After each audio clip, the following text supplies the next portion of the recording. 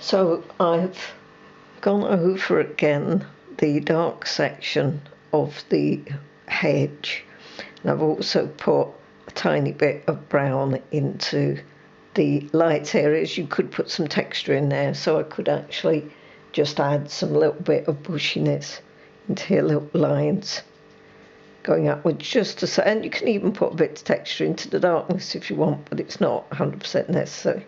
So just a little bit of something and nothing going on. I also wet the shadow area and I jiggled the paint after this brown was dry. That was burnt umber with ultramarine in. And I smoothed out that watermark that had formed. Plus I used the same colour to put my tree in place.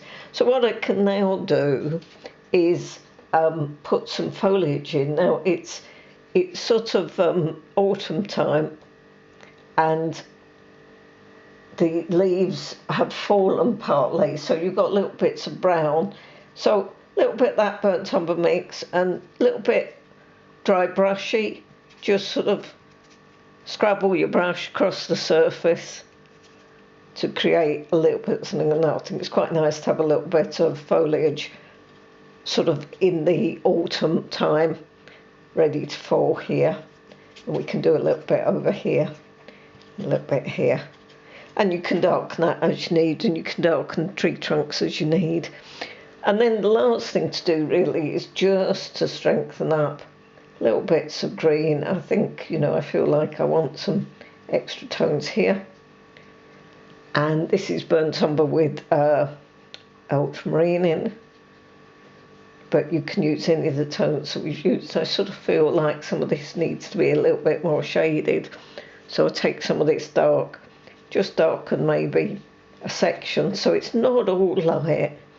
Maybe the ground line needs a little bit of darkening. A little bit dark on some of these browns here. You can strengthen the reds if you need to. So you see it beginning to pop.